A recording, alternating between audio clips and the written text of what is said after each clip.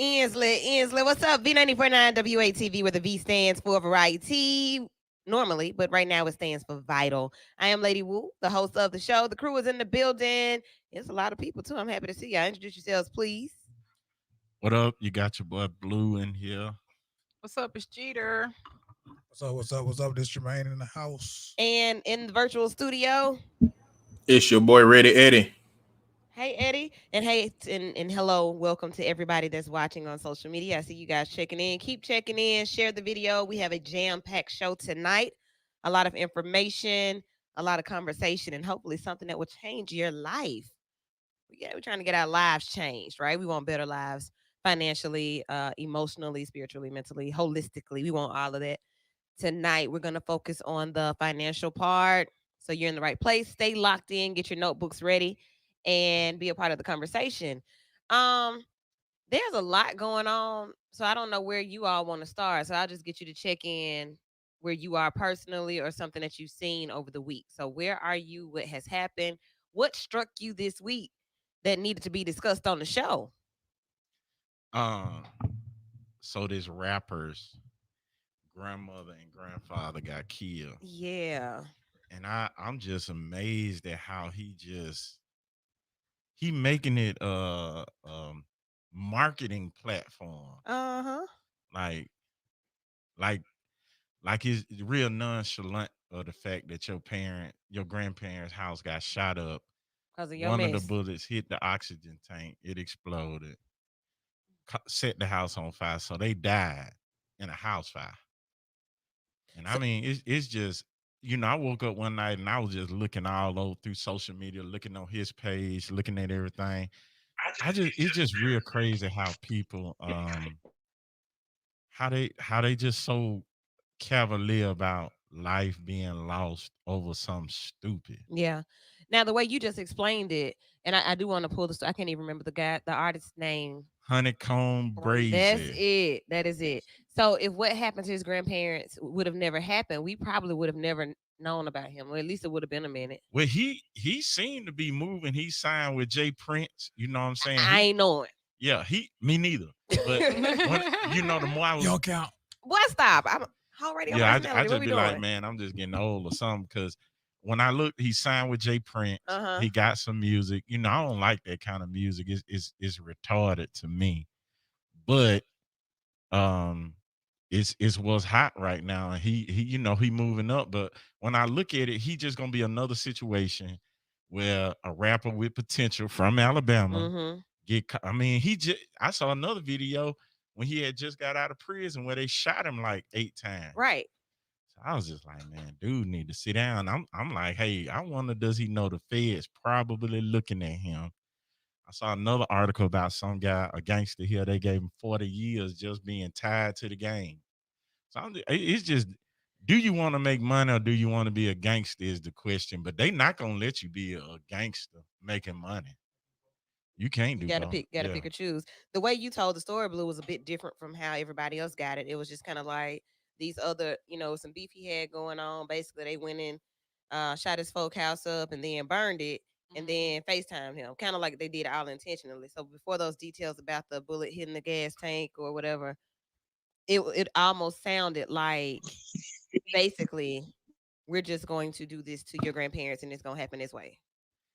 It's one of them, that I do believe they went there with the intentions of sending him a message, and they shot the house up. And oxygen tanks are very combustible, and so I mean it's I've been in a house fire when they going out, so I mean they gonna explode, but it's, man, I just, So your many layers to grandmama that. and your granddaddy Right. lived all these years, raised their children to die over their grandson's foolishness in a fire. And people outside the house had to watch them die in that fire. And I don't think people really understand. If you looked at that, did you see the video? Any of y'all saw the video? I saw them. That was hot. That house was getting it. Like it was like. And you're speaking from as a former firefighter. Listen, And Jermaine, that's I what mean, y'all he'll do. tell you that house, when the house on fire, it's hot. Like hot.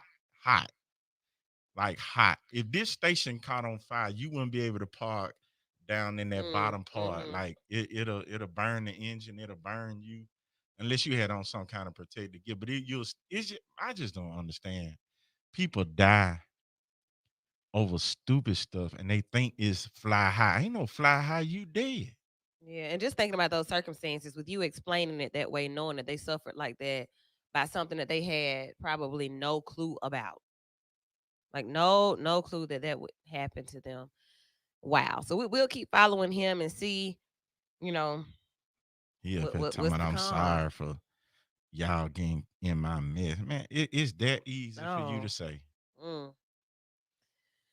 right. What else? What else has happened in the week? They finna get a divorce. I know, right? I was I trying waiting on to Cheetah to save say it. it. I was trying to save it. I'm just waiting on y'all. Whose fault is that though? Like we all looking at Kim like. So Kim Kardashian, Kanye West, Kim Kardashian has filed for divorce officially now. Yeah, but this her third divorce though, right? Like 1, 2, 3. I'm just like, I wonder who she gonna marry next. Take a break, Four sis. children by Kanye. I was looking at TMZ though, and She they were got saying 4 by she's like the Kanye? hottest commodity now. Like I'm telling you, that's what TMZ said. I don't know. But based on what? I don't know. Kim She's a Kardashian, y'all. Kardashian. That's enough in itself. Hey, Oh, So what though? right. Oh, got that good or something. help us understand. So Kim Kardashian was married to Reggie Bush. Then I don't know. I can't even remember the other people. I don't think she married to Ray J. Oh no, they just No. made a tape. He was a lame. What did he do? I don't even remember. Who was Kim Kardashian with? I don't follow them. Listen, Like, I don't follow them. somebody pull at it all. up. Who you say, Carl? Who? Played in the NBA. Plays in the NBA. They were married? Engaged at least. Okay. I don't know. So the divorce though from Kanye West, I've seen all types of posts because like people in We our got- culture are not really. You looking at it now, Eddie? Don't nobody care. Damon Thomas Okay. from 2000 to 2004, Chris Humphries from 11 to Uh-huh. 13, and then Kanye West. Okay, so that ain't too bad. is it? Our community doesn't care about Kim, and we gave Kanye back. So there we go. So- So that's the conversation that's being You had. think he gonna put out some good music now? Good music. That's Who what he gonna buy did. it? Yes, I need Kanye back. That's what he Come back, come did. back, Kanye. Okay, Jermaine, didn't you say something horrible about Lauryn Hill? So we're not really taking. That wasn't necessarily horrible. I mean, it wasn't horrible. It What wasn't did she bad. say? So does anybody agree that Lauryn Hill's album had a little gas on it? What do you mean? It was kind of hyped. No, The I X ain't gonna lie, I The X love. Factor wasn't hyped. Okay, now Sir, Jermaine, you're the every only so- person in the world who thinks Every that. song on the album we could sing back and forth, and we still do that now. incorrect. Hey, I got a list. We'll talk about it later. Oh my goodness. hey, I ain't So, I ride with. Yeah, jump in, Eddie. What's going on in here? Now- so what I'm wondering is with the stuff we see Kanye having, I want to know how much her and her kids done seen and how much she's endured up to this point. That's what I'm wondering. Like, imagine how many ledges he had been talked out of. Imagine how many rooms this man had to be locked in. Imagine how many family interventions they done tried to pull on this man. Like, I'm just thinking of it in terms of it was coming to this at some point with Kanye's behavior. Like, they got to be dealing with something like that. Like, imagine your partner being borderline or bipolar, Yeah. not taking their medication. Like, they got to be dealing with manic episodes, depressive episodes. Mm. All of half it. the That's kind of world. what they family deal with, right? They That's they half the dad world. a mama now, and Mm. their other sister was married. Talking to about Bruce Scott, Jenner, you who guys. was a drunk, a real big drunk peelhead. That's kind of what their family deals with. Oh, y'all, this is juicy. Yeah, I mean, until they don't, like this situation, they deal with it till they don't. Like, they'll cut somebody off at some point. But I'm just thinking about if how long would I deal with them behaviors myself before I get out of there. Now, like nobody know why they really divorcing. You know, I mean, Kanye could be fully medicated, and she just was just her time to move on. She got all she wanted out of him. Now she's gonna move on to the next. Who knows? But Eddie, but the that's a fact part that of you what I brought was it thinking up, about. yeah, the fact that you brought it up from a mental health perspective, in the manner of these are still human people with children who live in I would assume that for the most part, some of their life is normal when it comes to them being a family. Like it's got to be some type of normalcy to it. And if not normalcy, at least when they're in the same place and can witness what's happening. And just like anybody else, I can't do this no more. So, okay. Courtney, you want to put a little more Jeter juice on that, or it doesn't deserve anymore? No, it doesn't deserve anymore. Our culture doesn't care. The culture doesn't care, says Jeter with the juice. All right. So for those of you who are listening and wanting to know exactly what we're talking about, Kanye West and Kim Kardashian West are about to be divorced, and everybody is awaiting the return of Kanye West to the black culture and to black Nobody. music. No, ma'am. You did what? Come back, Kanye. We need you. That's what everybody's waiting on, and they think that this is what's gonna get it. So, do you guys think it'll be a gospel It's album? definitely going to be gospel because You he's think going so? through something. Yeah, Yes, definitely, ma'am. He definitely. got Hey. to pray to Jesus. Listen, I don't care what both of Kanye gospel albums fire. Start to finish, they fire. I want him to go back when I was at Alabama State University and could rap high school dropout, like everything that he put out back then. And what are you singing now? That's from Kanye. Kanye West changed when his mama left the earth. 808 and Heartbreaks was like an ode to his heartbreak, and ever Mhm. since he ain't been right ever since. Hmm. Well, we shall see what's going to happen with Kanye because of this divorce, this new chapter in his life. The world is watching, and it's going to be vital. Anything else that you all want to talk about that happened this week that stood out to you? Uh, who? I know the other little trending topic this week. What? That's why you're here. I know the trending topic. So we don't know about Colin what's his name? Colin Russell Wilson, Sam. That was trending. Oh yeah. It was That trending. that went way too far. I didn't understand why it went so far. Guys, can you help me understand why that went so far? So backstory, you want to give the backstory? Jeter with the juice. Well, I don't necessarily agree. So the thing is, Russell Wilson really loves Sierra, right? That's his wife, right? That's his wife, as he should. Kanye love his old lady too now. That is not the same. I don't think that Kanye loved Kim like Russell loves No. Sierra. And we don't know how they love each other, but we know what normal love. we know. But That's it's the fine. thing, though. So I don't even really think that the people who think that Russell is a simp, do they really know what normal love is? Because what is he Ooh. doing that's so wrong? He love his wife. Furthermore, I'm not gonna go back and forth with somebody who don't made Russell money, cause y'all are not the same. Ooh. Period. Period. So look, Russell Wilson tweeted that he couldn't see his life, that he didn't want to imagine life without Sierra, his wife, right? Yeah, That was it the doing sum an of it. interview. Yeah. They were doing a segment. Like a lot, yeah. A segment about love. Talking to Mike, because you've been on these conversations too. I've been seeing you. Yeah, they were having a conversation. Uh-huh. And one of the questions that were posed was, what was his biggest fear? Uh-huh. And she guessed it was losing. And then he said, well, yeah, but not losing. Like, that is more so losing. And then she kind of finished his sentence. He was like, yeah, losing you. So that was how That's See, beautiful. here That is beautiful. go the dilemma right They were here. sitting next to each other. Here go the Yeah. dilemma. What is it, Blue? So Future represents a lot of marriages, a lot of relationships, and a lot of brokenness that many women have felt.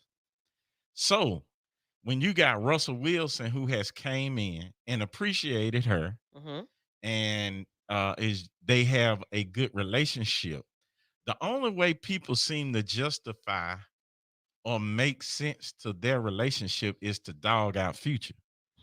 And so a lot of guys saying, okay, well, just they all celebrities, it sound good. That's a good Sunday school answer. That's the answer you give in front of the teacher.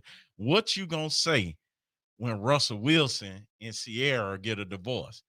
Oh, that's gonna be So it's why they gotta be Why are we no, waiting on them? but see, but that listen, what I'm saying is statistically, it's gonna happen. Statistically, Oh, it's Where are gonna you happen. pulling these statistics from? Life. Yeah. Turn on the young, TV. So young black couples are doomed to No, be I'm not. divorced? No, I'm not saying this is reality. I mean, these are facts. This is 100%, but this is a large reality for a lot of people. And so you got the guys on here saying, man, whatever, man, because it's making them be in the future boat and not the Russell Wilson boat. So let's backtrack. We have people of all ages listening to our show who may not know who the hell Future is. What are they talking about? What is So Future? it's a rapper named Future. He got a baby by Sierra, and Future got a lot of other babies by a lot of other women. Yeah. A whole lot of children. Yeah. And so he's not married to any one of them, and he's very fertile and doesn't mind sharing his fertility. He fertile, man. I mean, wait a minute. Just wait a minute. What Mr. Brown said, if you kiss her, she get pregnant. Everybody Future kiss, they get pregnant. Thank you, Blue. But I'm just saying, it's true though. I mean, that's the breakdown. Yeah, that's the breakdown. So in the same thing with her, you know, if you think about Birmingham and the dynamic of Birmingham, it ain't really hard to date somebody that you know dated somebody. Yeah. It ain't Birmingham as I ain't gonna say Birmingham has who's. It's not hard to go through the who's in Birmingham just looking for a genuinely good relationship. So Lori Harvey is a rich person in that circle. So naturally she gonna talk to people who got cheese. And she should. I mean, you know what I'm saying? I mean, come to Birmingham and talk to the folk that were talking about Russell Wilson. Because they, go find one of them. Then she would be a diamond. Look, another thing about Future is that Future, he represents a part of this, I guess, toxic masculinity in terms of his way of thinking, because like he's come out as aggressive against Russell Wilson just for the mere fact that his son is in his life. Like the reality is, if you have a child with somebody and they leave you and y'all don't work out, you want somebody like Russell Wilson to have the kind of security and the kind of personality and the things that your child will be in a positive environment. But like early on, with this idea, how many children you got? I got to cut in this. I'm pulling in front of. How many children you got? I don't have any children. All right, so listen to this right here. If I was to not be with my wife anymore and she had a guy that she was with, I'm going to be in my child's life.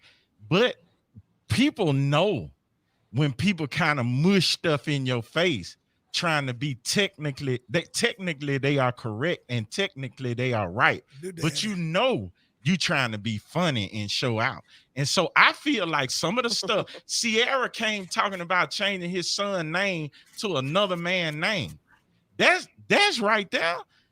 See, you can't see once again, we're not in that household. We don't know how often Future told Future he was coming to pick him up and then come. But I mean, but listen. Hold on. I don't know. If we can why you had to do that though? If we can give that the benefit of divorce. If we can give that the benefit of the doubt, then we got to give the other situation the benefit of the doubt, and that is we don't know if he didn't try and be in his life. As a man and as a good dad, you shouldn't have insecurities about another man stepping in if you're doing what you're supposed to do. That's not being insecure. That's just like, again, I'm not insecure, but you ain't finna be just flexing in front of CJ talking about I'm finna change CJ name to my name. Oh, you done lost your mind. But if you're a good dad, I would have no reason to flex that. Whose rubric? I ain't saying that. Whose rubric of good dad are we using just because he got a lot of children? Because granddad and them had a lot of children too now. That one always big mom. We're using in regards to being a good dad is how present are you as a father? Because you have a lot of kids doesn't mean that you're not a good dad, but are you a present dad?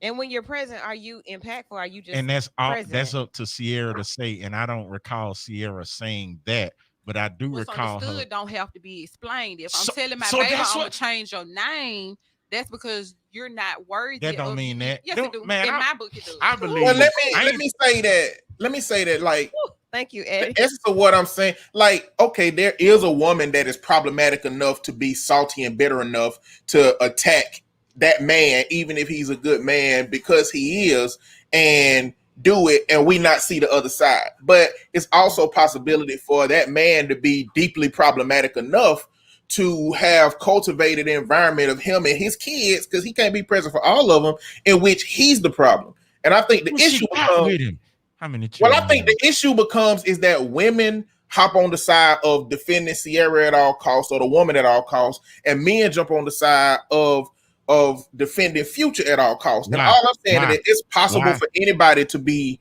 problematic. And Future has shown through his behavior and his energy that he may be a big problem. I mean, he got a ton of kids. He ain't taking care of them. And before that comment, I don't ever hear Future in any kind of drama.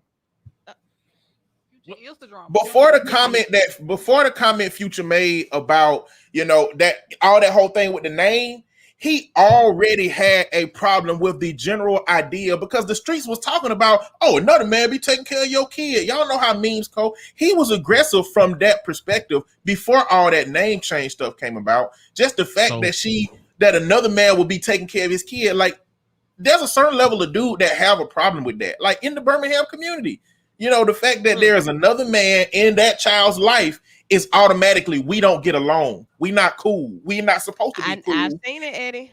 It's like, it's like that. It exists out there like that. With women, so let's make sure that's clear. And that's what I pointed. That's what I created. I made sure I created the dynamic that there are people problematic on this side and on the other side. We're gonna come back to it. We're gonna come back. We got to, because I feel like this is one of those things that the other conversations did not take. It wasn't the vital road to this conversation. It was more of the, I don't know. But we're going to take the vital approach to it. We'll be back in just a few. Let's go pay these bills, guys. If you're watching on social media, stay locked. We'll continue the conversation there.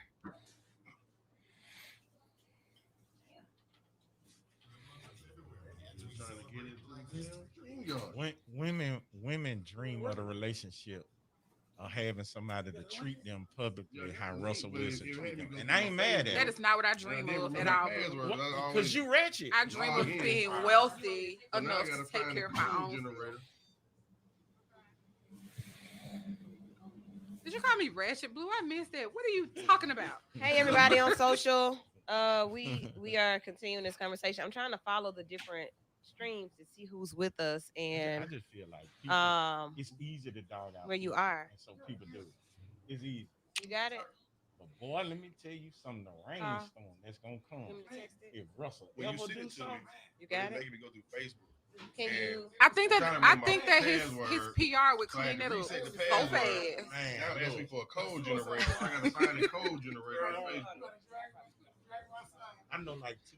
Okay, guys. Yes. For those of you watching on social media, keep watching. We got about 2 minutes. Just hang on, okay? Man, look, they will bad women. Like they be paying women out. I'm talking about it'll be rough. I'm not wishing it happen. I'm happy for Sierra. You know what I'm saying? What Russell Wilson do is hopefully y'all can hear this conversation. I just think, man, that's one of them tricky things when you get divorced and you got other people around your children, and it's kind of like he was sticking his chest out, taking unnecessary pictures, posting them on the internet. But we still no, that was Russell Wilson. But we still don't know the backstory behind it. So for every action, for every reaction, there is an action. Don't have to be explained though. That's what you. I love this kid. That is nothing is wrong with that, but so that can be taken. Well, then that's your problem. That's not my problem. That's your problem. So it's like how many pictures does Russell Wilson have to limit just to not look like he flexing? You know what I'm saying? Like how much time do he got to reduce spending with the child to make it look like he ain't? You know what I'm saying? It's a catch. It's a slippery slope type situation. He don't do it that much no more because it ain't no big deal now. He was flexing. He wanted a gangster to see I got your wife and I got your son. He wanted a gangster to see that. But we don't know his personality to know that's his mindset when he taking them pictures. In his mind, he might just be like, family time, everybody. And they see them pictures and be like, look at him flexing with Future family. Wait a minute. It ain't got that damn seed. He don't know how it feels. It's a whole different emotion. You haven't even had. Hey, look, I don't have to have kids, but I've worked with a lot of fathers and a lot of children, and I see it from the children's perspective. Black people. But I mean, you can't invalidate what I believe is a valid perspective because of that. You know what I'm saying? You have a childless father perspective. That's it. That's how. Yeah. So what you're saying is that there is no way possible. Your perspective as a father is saying there is no way possible that somebody can be not looking. You not hear me? He heard. He heard. Be quiet. He like, I'm sizzling.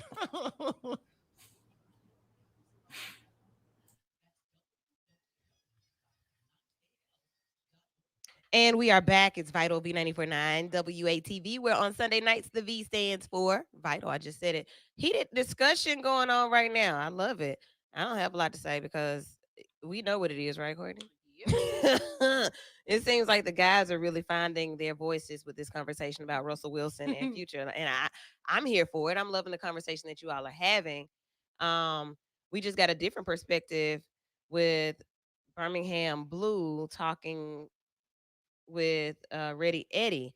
So Eddie does not have biological children. Blue, you have some children, and you feel that this conversation or the feelings are different for a father when it comes to another man being present, which kind of speaks to why Future is in his feelings or something. Maybe? I had two sons before CJ and McKenna. They 22 and 20. Okay. So I know what it is for my kids to be around another man. It never bothered me. It would have bothered me if you was intentionally doing stuff to try and invalidate me and my relationship with my child, or to make it seem like I'm not being a dad to my child. My point of reference is, if we don't, if when your argument is over because you saying you don't know what it is, we can only speculate. Then we can only speculate that Future wasn't or was a good dad or not. Just like I'm speculating that Russell was being the love, because he don't post pictures right now. He don't post a lot of pictures of Future. If you love the child just like you love Sierra, you gonna stop because people talk about you? Nah. I just print them out now, put them in the that man ain't. Again, so in one aspect his voice matters, and another he has to succumb to the pressure.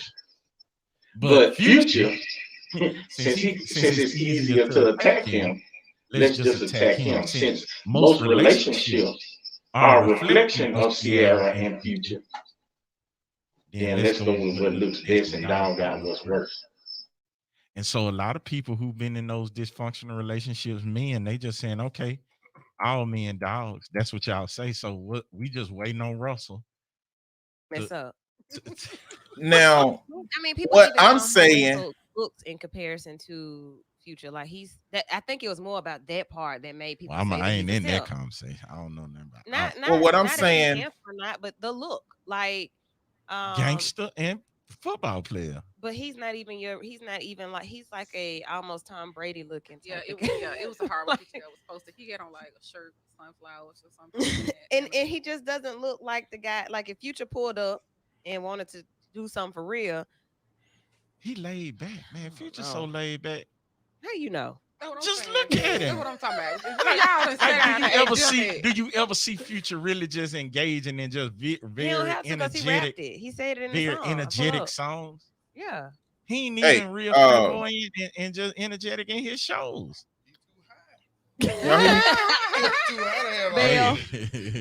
So Eddie, I want you to wrap us up on this one. You probably Googling pictures right now. What you doing? Y'all can hear me? What are you doing? He got his eyes going. Can y'all hear me? We can. Yeah, we can hear you, Eddie. Okay. So I didn't think that my perspective needed to have kids for the conversation. What I was saying is that what it sounds like you saying, Blue, is that it's not possible for a man in a good position to spend positive time with that child without it being that he's flexing. I said nothing. Well, I'm saying nothing. No one that's else. all. Well, hold on. Well, I'm telling you, that's all I was saying. I'm saying that, like y'all, you're saying that he was flexing. I'm saying that what if he wasn't flexing? And I'm saying that some people like Future, some dads like Future are problematic enough to have a problem with that dad, even if he's good, just because they don't accept the culture of somebody else raising my son and being in my son's life. When it's not about that. It's about having all the influence that that child can have that's positive. And what helps that is Future having a positive relationship with Russell Wilson. And in my head, if everything is cleared, if a whole plate is clear, and Russell Wilson say, listen, I just want to be connected. I want to be cool. I want you to be able to come to these birthdays. I don't think Future would do it. I don't think he is the kind of man that will participate in those things. And we know there are guys out there that's like that. You know, there's guys out there who are not. There's guys out there who are not. I'm just saying that there is a range of everything. I'm saying that there's a possibility for Sierra to be a problem. There's a possibility for Future to be a problem. Women say that that Future's the problem. Men say that Sierra's the problem. Nobody think that everybody might be a level of problem because we get so wound up in defending our camps. Gotcha. And we just don't know everybody's personality to know the truth. I have no clue who the problem is. I think that society is the problem because they are public figures and people jump in it and make memes about Future. They compare the two. I've gone from an extreme to an extreme when dating before, and you know, somebody would see the person before and say, well, I don't know. And then see the next person be like, okay, yeah, that's more your speed. People cannot define who works for you and your family when you're with them, and that's what's happening right now. Everybody's trying to define what looks good and what they think is happening, and it has caused people to really fall out and be upset with each other. That's what has happened, and I really want y'all to stop that. So, anything else, Jermaine? You want to add something to that? Because you know, it was very entertaining at first for a lot of people in the city. But then I started to get concerned, and I put my therapist hat on and was like, so are we sensing some deeper issues here? Should we do some group sessions? What's happening? It's definitely that. Like, for everybody who comments on it, they coming from a place from somewhere else. Absolutely. Because there's so many layers to what that situation looks like. So what I did hear a lot of people saying that if you speak on this, you hate women. Ooh. I think that's kind of like and that's extreme. That's the narrative. People think that you have to be for or against, and it has to be friction and not just see. But it was only about Russell being a simp. What they got to do with? But it was about Future being a dog. Future had to be a dog, so Russell can be no, not a simp. This knight in shining armor that came in and saved her world. I got you. And I was like, why he just can't be the dude that listen? I have been with some absolutely amazing women in my life. I ain't married. Okay. I married the amazing woman that was for me. Do I have to dog the other women out in order to make my wife of now to be amazing? Heck no. Hell is not a bad word. I'm just saying, you feel what I'm saying? That's what people are doing in this future. But did Future not set that tone for himself? Kind of by dogging the women that he deals with, baby mamas included. He kind of said that stage. Blue likes Future, basically. Clearly. No, I don't understand why Future. I've never really heard him. You're gonna have baby mama drama when you have more than one child by different black baby mamas. Period. Really? It's stereo. Wait a minute. Say it again, Blue. I didn't hear you. What did you say? One baby mama is enough. Talking to somebody who had a baby mama. Why they gotta be that? That might be children's the mother, whatever. I'm not gonna say her name on the radio. That might be the problem. Okay. It took years for us to grow into having a mature relationship to take care of our children. I deal with that myself. So what I'm saying is that it's just I don't have to vilify people in order to validate others. And don't vilify to validate. All right. They vilify Future to validate Russell, and you don't have to do that. I don't agree with that, but that's a word, there, brother. That's a word for real. You need to use that in a sermon. Amen, brother. Yeah, I'm just saying and I'm not taking up for Future. I'm just saying if Future want to have children by a bunch of different children. I mean, women. I mean, okay, let's stop. Yeah. That's my post for tomorrow, Blue. Don't vilify to validate. That's vital. Amen. Them bees popping. All right. That's a lot on that. people been in their feelings, and I see that it's still brewing. Future, I love you. All right, you like Russell Wilson? I don't Who care would you for either choose? one of them. I don't care. I'll choose Future. Future. I'll choose. I be had to jump on She'll Future. I beat be Russell up. She'll beat. I Boy, probably could not deal if with you don't stop Russell. putting lotion on your Me feet. either. I probably could not deal with Russell, but I couldn't deal with Future neither because you got to fight. You gonna have to Fight fight. 10 baby mama. Yeah, you're gonna have to fight Future and his baby mama and probably his mama It because might she be worth. raised. It might be worth the fight, sir. No, Okay, ma'am. y'all. Okay, I'm just playing. All right, If you are a father with a daughter, on paper, your decision supposed to be Russell Wilson, not Future. Okay. I can't say I want Russell neither, but okay. My answer gonna be the best man, the best one for her. Well, And I ain't gonna say Russell. I ain't gonna say Future. The only two options you got. This is what I'm saying, but they I have to stay See, understand. that's what. Pick So Russell. Eddie doing this. Eddie doing what all the women doing. He trying to categorize a good relationship and a bad relationship based on some Based things that we on- don't know. So Eh. let's talk about what we do know. We have a guest in studio who's very well versed with his money as well. I could put you up next to Russell Wilson and be okay. I'll choose you. Don't do that just yet. Yeah.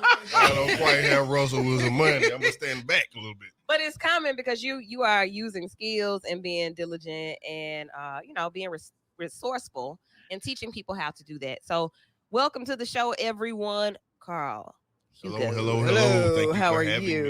I am doing Indeed. great. Indeed. So we've been seeing you here. Well, we see you all the time, but we've been seeing you here recently when it comes to finances and stocks and things like that because everybody's been so excited about stocks. And since COVID happened, people did get a little extra money. Yeah. And they didn't really understand how things work. So this whole thing happened a few weeks ago with GameStop. GameStop. Is that kind of well, no, the app. I'm gonna say it all started with the app, like when people started finding out about Robinhood. Well, it started around the GameStop. Okay, so that's when it Right. really just caught on. Yeah. Okay.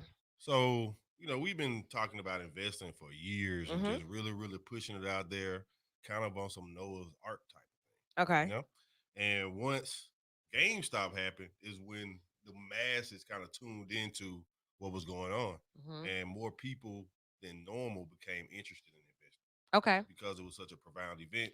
They talked about it all on the news, all on social media. So it attracted a lot of attention. Eh, That's exactly what happened. People So made a lot of money and a lot of people lost a lot of money too. so people started making money and losing money. And I would Mhm. think that those who lost maybe lost because they didn't really understand what was going on. They did what? Oh, they came in late. Okay. Yeah.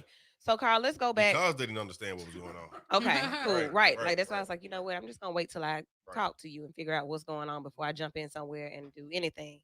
So give us a little bit about what it is that you do and how you got into it. Who you are to the money. Okay. Well, I have two businesses. I do and work in merchant services, which provides services for business owners. And I also work in financial services where I provide financial services, investment services for consumers like you and everyone else. Okay.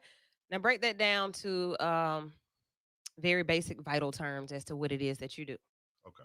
So, for the sake of this conversation, when we're talking about investing, I basically help people learn how to invest. Mm-hmm. I help them get into investing. And in some cases, I actually help them invest on behalf of them. Oh, Yeah. so you like, hey, throw me the coin, I'll make the investment. Yep. Yep. I have individuals that I work with. We set up accounts and we get the money working. Gotcha. So how did this why is this a thing for you? This became a thing for me out of fear, to be honest. And when I started on my own personal journey, it was because I had been broke. Mm. I had been down to my last dime. And once I got money again, I was like, well, what if I end up in that situation again? Mm-hmm. What would I be relying on? What? Right? Okay. When you deplete all your savings, when you deplete everything that you have, and you have to rebuild, you don't ever want to go back into that situation ever again. So that's how it started for me personally. Okay. And once it happened for me, I started to realize the more I learned, I could not converse with anyone because no one around me knew anything about investing. No one knew anything about money. So I made it a point to kind of start talking to the people in my circle Mm-hmm. and get them to invest in, getting them to start making their money work for each other. And then I started to talk to everybody, people who I didn't know through social media, making posts, things like that. And it kind of built from there. So self-taught? Yes, self-taught. I am self-taught. I mean, I have taken courses. Uh-huh.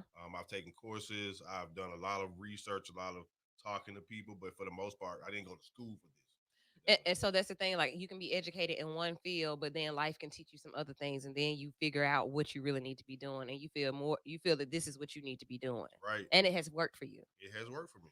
All right. Anybody in here investing?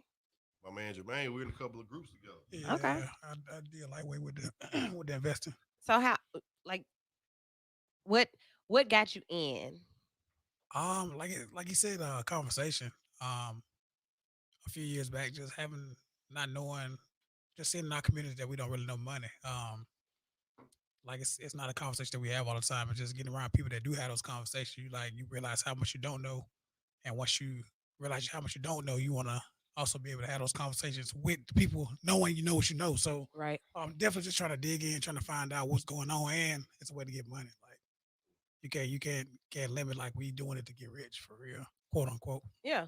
So like when I think about investing and figuring out, like, just to start, people don't know, Carl, like, do you go to a website? Do you go to the bank? Do you go to the store? Do you have to have cash? Can you use cash? Like, people don't know anything. They don't know where to start. So we're going to talk from that perspective. If I don't know anything about investing, or how do I decide what to invest in, I don't know nothing.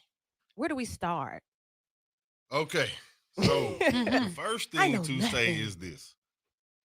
Do not invest any money that you could not afford to lose. Okay. That Now, makes I'm not sense. saying that because you're going to lose it. I hate to lose. That's why I invest and I do not gamble. Okay. Okay. So that's how I protect my money so I'm not going to lose it. All right. Okay. So let that be said. A lot of people think it's too risky. The biggest risk is in not investing, not in investing yourself. Okay. All right. So that's number one. Number two, you must open a brokerage account. All right. If anyone needs help with that, you can go to my website, carlhugodavis.com, get in touch with me. I can help you out. But you must get a brokerage account.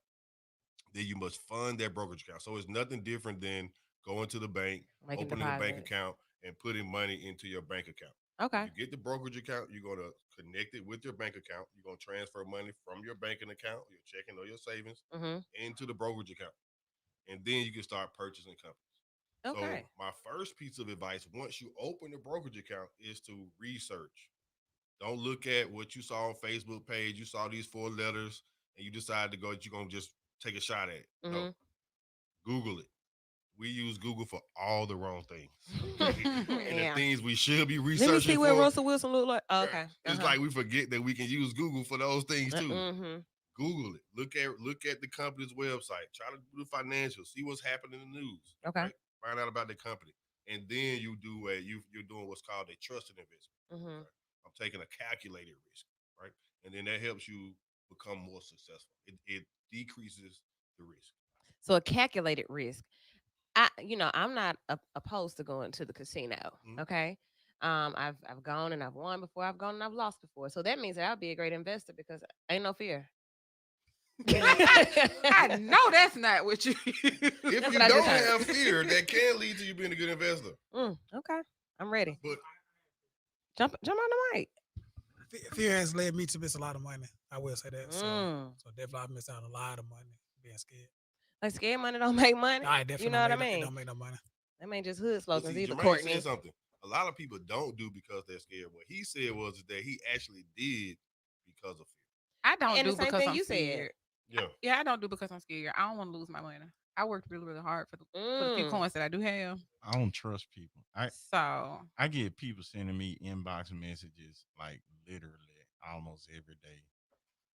Like I just download QuickBooks. You know what I'm saying? I'm trying to learn it. My wife like, we need to get an accountant. I'm like, before I trust anybody with my money, because when I think about you taking my money, Blue shows up, and Blue will put you in that trunk.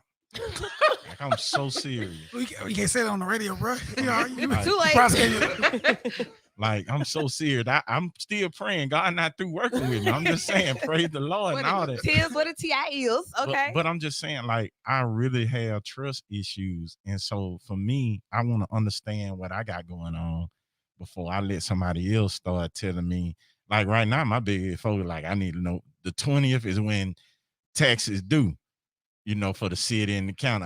I need to pay these taxes. So, but it's just so many people, when I think about investing, like, I'm not going to invest until I get about $300,000 in the bank. I'm just going to be honest. I'm not investing. So let's nothing. stop, Carl. Like, is that number just astronomical? Way too much to say. I'm gonna wait until I get $300,000 to invest. Like, what's too big? What's too small? It depends on the individual. Okay. Right. There's really no amount that's too large. There's no amount that's really too small, depending upon what it was you're investing in. But like Blue, I have trust issues too. Right. I work very hard for my money. I don't want to lose that money. I don't gamble. I didn't shoot dice. My friends will tell you, Carl went in the dice game. Carl went playing Madden for $500. Right. That wasn't me because I don't like to lose, for one. So that's why I look at investing, because investing is different than gambling. It's a different type of risk factor. Well, explain to me. I mean, I got a general knowledge of what investing means. Mm-hmm. So when you talk about investing, I'm gonna just hit you with a bunch of questions you can ask in one. What do I invest in? What's the turnaround on my money? How long do I have to sit down on it? How long do I put money down the way I see money? Because I'm not trying to invest no $100 to get 500. We're not You gonna know, jump on them on diamonds and stuff, huh? yeah, So like this look, ain't no flower. but look, we have another hour to really get into that power part. And I think Blue, you're heading in the right direction as far as answering those tough questions that keep us stagnant. So, we talk about families that have trust. They have trust money. They can start off with the silver spoon. We don't really have that. So that fear makes sense for us. Yeah, we call them trust fund baby. Right. Yeah. We trust fund. I trust you to fund Yeah. me when I need you to help me, Mom. Yeah. But outside of that, we don't really have a lot. So I understand the fear. But tonight's show is to really get us educated and exposed to being able to look at money and investing in stocks and bonds and money different, finances different. Um, like I said, during COVID, a lot of people came into a lot of money that they had never seen before. Like unemployment, you may make $50, but they were giving an additional $600. That's Now more they broke. Mhm. Bless their heart. right because they ain't no car. So like that's why this show is vital. So make sure that if you're watching, you're sharing because we're about to get in some great information in our second hour to really, really, really dig in and answer the tough questions. So tomorrow morning you can hit Mr. Davis up and say, "Hey, ready? Right? I got $10. I'm ready." Yeah. 10 see. So let's go ahead and pay these bills. I'm gonna jump straight to it a little bit early just so we can get back to the good stuff. You're listening to Vital right here on V94.9 WATV. Be right back in 2 minutes.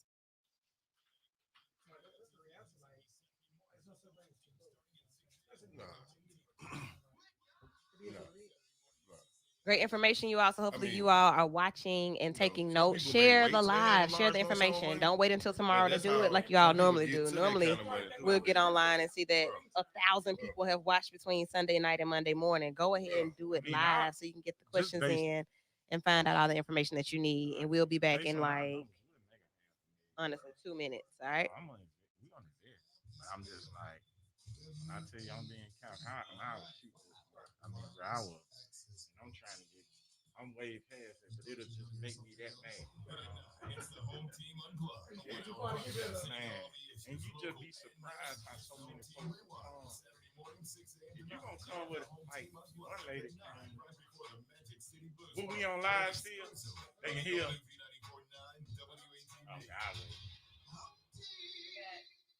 Are you ready to lose 28 pounds in 28 days? Slim Fit Weight Loss Clinic is now offering a $99 new patient special. It includes a 4-pound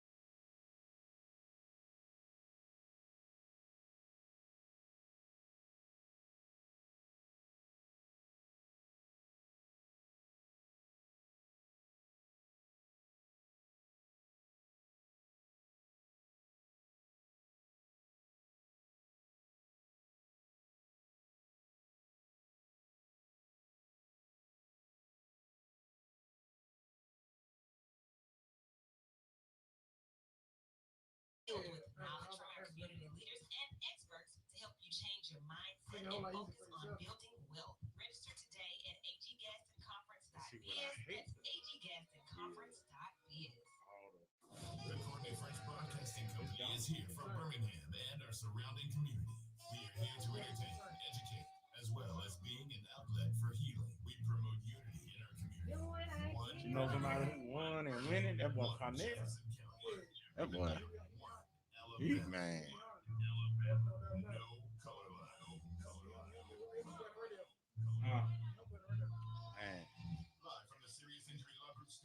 Who was that? This dude, he a top fighter. He got into it like 2013. Everything he did, it didn't hit. Basically. You know, he took no L's. He did some good investments. They paid off. Yeah. It's time to get moved with Lady Who and the crew. The Emmy Award-winning, life-changing, bridge-building, entertainment film, substance pack. Yeah, a stock curriculum. So I talked to a young lady that's supposed to help build the curriculum. She just reached out to me actually last night to ask me what the time frame we want to get it in. So I need to talk to you and Dolaville about what time frame we want to do and kind of figure out the format. And now we're back. It is hour number 2 of the Abby Award-winning Vital Show right here on V94.9 WATV. Let me drop this track right here. Every day I'm hustling because the conversation is all about, do we want to call it a hustle? Hustling means you go hard. You're working for it. You're grinding. You're getting it. Okay, so yeah, I'm gonna drop that one. That's what we're gonna play. In studio right now, we have someone that, like, when people can educate and when I feel like the information is vital, I get excited. So Carl Hugo Davis is in the studio with us for this vital conversation. Thank you so much for joining us, brother. Yes, ma'am. Um, you have been popping here recently on different platforms, giving this information out. So I'm just really grateful for people recognizing how vital it is. We've been talking about doing this for years before I even really understood what you did. I'm like, yeah, whatever it is you do, we need to talk about it. I don't know what it is, but you're here. Right. So we're really happy to have you here and to get this information. And hopefully we'll make some more people successful and comfortable when it comes to their coin. Right. We want to find comfort in the coin. Okay, Courtney? Comfort in the coin. Write that down, Jermaine. Thank you. Comfort in the coin. Mighty refined there, ma'am. What Blue said earlier, we gonna remember that.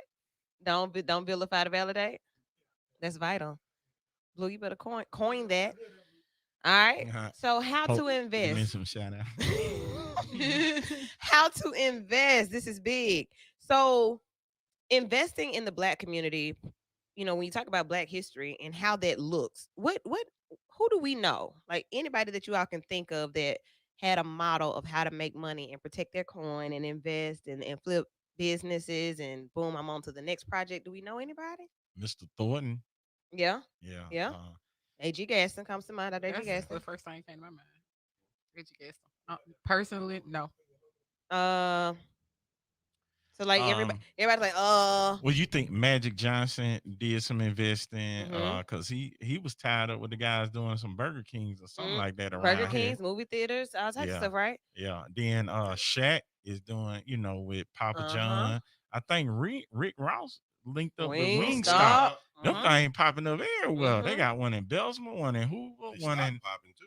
Okay, so think about who we're naming though. We're naming people that are rich. We're naming wealthy people. Franchise.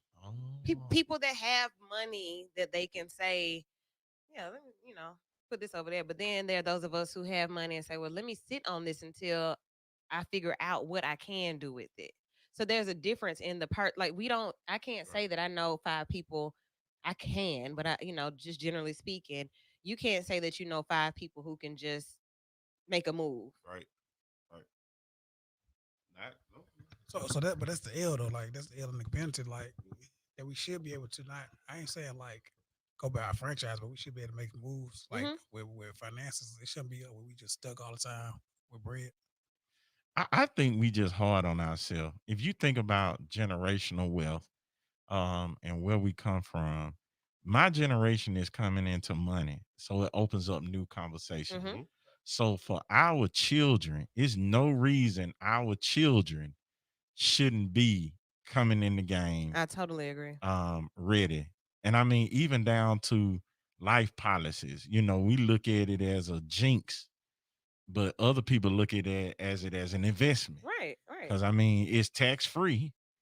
And if you got $2 million to start somewhere, I mean, you can invest somewhere and still function. So it's just, I think we just coming into it. So and we have been trained not to trust each other. We've been trained and bred and marginalized and oppressed to where we have that mentality. Mhm. And we slowly coming out of it. It's now becoming a more, just like you said, you taught yourself, Yeah. you pull yourself up by the bootstrap. And so now hopefully you got kids. I have a daughter. So she gonna be sharp with it. Absolutely. You know what I'm saying? So, and you'll by you investing now, you'll leave something for her to hold her over. So I That's the believe, goal. and I believe, I think of that poem, The Bridge Build, about the man who went across and he had a hard time. So he built the bridge so the young man coming behind him wouldn't have to go and get to the other side the way that he did. Yeah. Because we still got people who saying, if I struggle, and then you got to Because struggle. you gotta appreciate it the Yeah. same way I Yeah. did because I Yeah, struggled. right. That's like extreme selfishness for you to limit the knowledge or limit help because you want somebody else to struggle because you struggle. Right. Yeah. And That's life crazy. going and see that's the selfish mentality we've been given. And so we got to come out of that.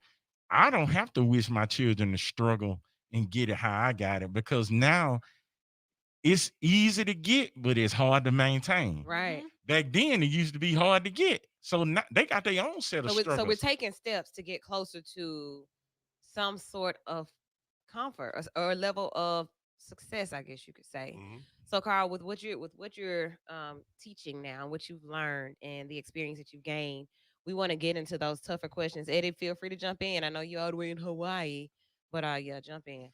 So, Blue was asking some pretty. Right.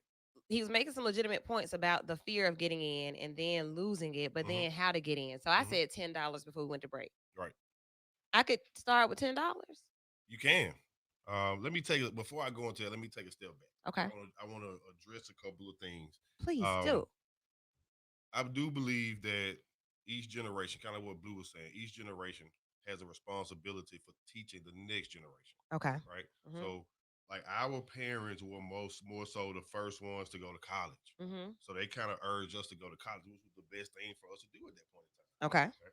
So now we've been to college, or now that we see what the pros and cons of doing that are, we see what we got from that, what we didn't. Now it's our turn to teach the next generation what we're supposed to do on top of what our parents taught us. And you keep building, right? Right? You should Mhm. continue to be. Mhm. Right? So that's very important. We also came up in a system that was not created by us, and it definitely was not created for us. Right. So a lot of things had to happen for us to be able to get into this space. When I say us, I mean our community. Right. Right. To get into the space that we are now. So when you talk about investing, is you have real estate investing, you have investing in businesses, you have the stock market, Mhm. you have forex, which is foreign currency market. You have Mhm. cryptos, which is cryptocurrency market, which is all of the new ways that we're seeing currencies: Bitcoin, Litecoin, Ethereum. A lot of people talk about Dogecoin. So you have a lot of different ways that you can go about investing money. So when you talk about that, and I like to make it so plain, Bitcoin, Doja Coin. All I know is Doja Cat, the rapper. Right. What else? What's the other one that you said? There's so Equal many. equilibrium. What did he say? Ethereum. That like is that a scientific project? Like, what is this? What are these things? Those are the name of encrypted. That's the word crypto. Mm-hmm. Encrypted currencies that are used as alternatives to the US dollar Uh-huh. or to whatever those native currencies may be. So basically, this allows us to do business with people all over the world without necessarily you got the US dollar, you We have got to go the to a Japanese swap yen, it out or whatever. we all have the same currency. Gotcha. Mhm. Okay, that makes all the sense. Jermaine, you got to Yeah. talk in the mic. At the ground level. At the ground level. You got to tell us what you're saying. At the ground level, right? So, There's a lot more involved in that, but that's the ground level. So yeah, a uniform coin. Uniform coin. Okay, gotcha. So that's the basics. When people hear crypto, like crypto, just that. So that was a breakdown. All right. So then we get into actually making a decision on what we're interested in investing in. Right. So I love. Look, there's some things that I like. There's some things that I love. Should those be the things that I invest in? That's where you should start. Okay. The things that you like. And there's a very good friend of mine who says this. He says, follow. We talk about like stocks. Right? He says, follow what women are buying. Oh. Okay. Women shop, men do not. So if women are really, really into something, they are spending their money in it. If you look at those companies, they're probably on the rise. This is true. And that proves to be true. Okay. Cool. So the things that I like and the things that I see my friends like. What type of toilet paper do you use? You know, what type of hair care products do you use? What type of skincare products do you use? Right? Gotcha. What are you cleaning your home with? So thinking that small, I was thinking like, okay, so everybody trying to rock Louis now. Everybody trying to get Nikes and tennis. Like, you know what I'm saying? Y'all want y'all don't even wear tennis shoes, but that is the win. You still want to deal with the trends. Okay. Because the money is going to the trends. Okay. Cool. So like people that make Hennessy, like just stuff like that, just stuff that we do anyway. Why not deal with it? Put your money in it. That owns Hennessy, Louis Vuitton, and who else?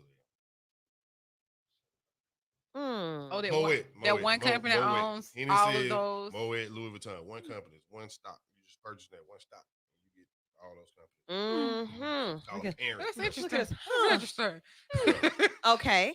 Cool. So like now we're knowing how like you are going for the things that are trendy, the things that you're interested in. So like if we had to do a myth buster, I would have used that as a myth buster. Somebody once said to me, you know, you don't want to invest in the things you like because that means that you know, or how did they word it? Not enticing or something. I can't remember how they worded it, but basically advising against buying into things that you like. I don't know if it's because basically you spend all your money on it. I don't know where you're going with that. But you just told us something different. If I'm gonna like it and spend it, right? If you're gonna like it and spend your money on it, you might as well own a portion of it as well, besides the tangible thing that you have in the house. Like people say, you might hear a lot of people saying, you like to buy shoes, like buy Nike stock, like this. I mean, that's one the same. Like you could buy a Nike stock, a share of Nike for the same thing you could buy a pair of Air Max for. So I mean, if it like sometimes like you might say, okay, I'm gonna buy Air Max this time, I buy Nike stock this time. Like you can switch it up instead of buying the shoe every time, buy a stock one time. Okay. Or vice versa. Okay. What's those stocks looking like in them new shoes? The new Nikes for our Caucasian brothers and sisters, them on C. Everybody got them. Oh, and they are so comfortable on cloud. I got a pair. Yeah. I got a pair. Yep. Like what's they look like Russell Wilson shoes. That's what they look like. I don't know. I haven't looked into that company. Look like some shoes Russell Wilson would wear. Growing. Listen, Nike is that growing. company is like if you go to any part of the Metro Birmingham area, everybody has on doctors, nurses, everybody. Yeah. On cloud. Yeah, I started to notice that most of my white friends, all my white friends, where y'all getting these shoes? And like for the first time, they 130. Jermaine, they're not on clouds. Yeah, they are what they are. Yeah, on cloud. cloud. My white friends, I got a pair of them just I wanted to see what the hype was. And they was like, I hope my wife not looking. But I don't know what the stock is doing itself. I had to look into it. You can't. It's got to be on the rise. 2,800 different companies trade on the stock market. Okay, there's no way anybody knows every single company that's on there. Let's talk about the stock market because you know a lot of us only see it as on the news. You know when they sit up there and ring the bell, and sometimes we hear that it dropped, but nobody. Well, I'm not gonna say nobody, but a lot of people don't know what any of that's about. You know, something political happens and it's a bad decision that's made, and the market drops. Somebody gets in office that people like, the market shoots up. So like what's happening when that happens? What is it that people are doing when that happens? Well, what happens is most people are selling. Okay. When you see the stock market go down, something happened in the media. Donald Trump said something crazy. You know, the coronavirus hit. Something happened and people panic and they sell their shares. Oh. Right? And that causes the stock to then go down. Okay. Well, when people sell, other people come in and buy. And we look at that as a discount. Like it was just $200. Everybody sold. Now it's 150. Time for me to go buy. Okay. A lot of people took their money out during when we had the crash, coronavirus. People asking me what was I going to do. I said nothing. Why you not taking your money out? Because I've invested in companies that I trust.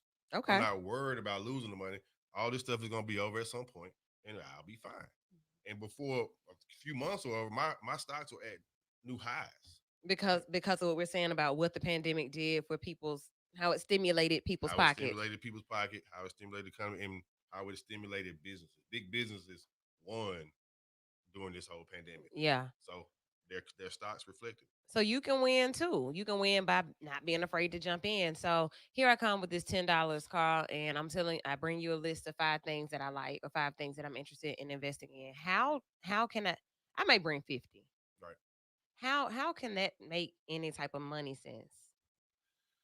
Well, the reason how that makes money sense, you have some stocks that are below $50 a share. Okay. You may be able to grab them at $20 a share, $30 a share. Mm-hmm. I've invested in companies below $20 that are now $200 to $300 per share. Okay. And it happened in a matter of a year, 2 years, 3 years. Mm-hmm. So I would say $50. Find the company that we're going to invest in. Let's put the $50 there. Okay. There's also something that's called fractional shares, which means that you may have a company that you want to invest in. Let's say Nike, for example. Nike may be 150. You only have 50 to invest. You can buy $50 worth of Nike stock. Okay. If that stock doubles, meaning Nike goes from 150 to 300, your $50 doubles from 50 to 100. Okay. I also invest people. I say, well, do you have $50 a month? Well, if Nike is 150, if you do $50 every month for 3 months, you have 1 share of Nike. Right? Gotcha. That is called dollar cost averaging. Mm-hmm. You're putting in money on a consistent basis to invest it, to build yourself an investment, because you may not be able to afford what you want to afford at the period of time that you decide to invest. So I'm investing and I see it, like I can check it on my phone, boom, they up today, but I don't have this money in my pocket. Like how can I actually get my investment, or do I want to get the investments? Do I just want to sit on them, or can I cash them in? It depends on your investment strategy. Okay. And you have to have an investment strategy, right? So I want to create a distinction. There's something that's called trading, and then there's something that's called long-term investing.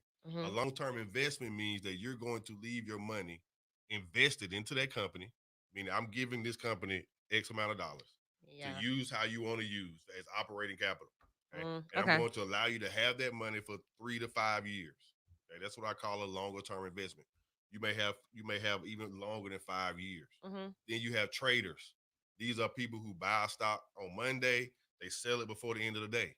They buy it on Monday, they sell it on Tuesday, they sell it on Wednesday, so that they take their profit and then transfer it back into their accounts. Okay. These are people who do it more so for the day-to-day income, and not for the future per se. But those are the people that really are watching. That's like your people that are sitting at home and tripping out if something crashes. Yeah, well, used to be sitting at home. Now you can do this stuff on you your can phone. Anywhere. Yeah, you're right. Yeah, but they're the people who are usually sitting in front of their phones, looking at it from a day-to-day. But that's day trading. That the movies were made about. Day traders are always looking at their phone. Yeah. What's that guy's name? He came here once before. My mama dragged me down. Okay, mom. But is it Forex trading? Yeah, or Forex something trading like that. Yeah. He was interesting. A lot of people think Forex is a scam, but I did too. Forex is not a scam. So I feel you on that, but like, why do they make it like it's so secretive? Like, so I know somewhat. I'm a novice to investing. I'm not a professional thing, but I know what I know. So, but I don't know anything about Forex besides that. It's like you said, it's foreign currency. So why is it so secretive though? Like whatever you talk to somebody about Forex, it's always an inbox conversation. You gotta come to this secret location. It's never a front street conversation, Yeah. and it make it kind of seem kind of shady. So I always wanted to realize, find out why are Forex traders like that. Because you have a lot of negative thought process, right? You have a lot of negativity out there. So sometimes people don't want to talk in public forums because they don't want to deal with the ridicule. They don't want to deal with the negative stereotypes that may come from it. And you have a lot of people don't realize that when trading foreign currencies, it's a art form, like it's a craft. Like you need to learn how to do that, right? Mm. That's not something I can just say, hey, Jermaine, how do I forex? And then an hour later, I'm over here trading. Like I picked Okay, up a what new are you client. doing? She told me she put $1,000 into an account and she was about to start trading forex. I said, stop. Have you done any education? No. You know, so now we're going back to get the education Mm-hmm. so that she can be successful when doing it, because there's something that's called leverage. Okay, leverage means that you are leveraging the broker's money. So this is like taking money from the bank and deciding to invest it. If you lose that loan, The you bank. you owe the bank Right. what Okay. they gave, how much money that they gave you. So you have to be very careful. But this is how you can make a lot of money doing that. But if you don't know what you're doing, you can lose money that you don't even have. Ooh. And that's why education is so important. Okay. So even with that, like, so forex traders do get like, so it's like forex group. So the head forex trader, he does get a portion of your tradings, correct? So you have companies that build education platforms. Um, there's a very big stereotype that creates a lot of fear in our community around multi-level marketing companies. Okay, they Mm-hmm. have a very negative stigma a lot of the times because you get people who are hustlers and they're just trying to get you on. They're just trying to get you on. Now, remember, I just said that, like when we opened up this Yeah. hour, you don't, when you use terms like, man, I'm out here hustling and I'm getting it. Like when you say things like that, Mhm. and then you're really bringing people into these educational, vital conversations Mhm. about money and investing, we have to be clear about the fact that it's not just a hustle. It could be a lifestyle. Right.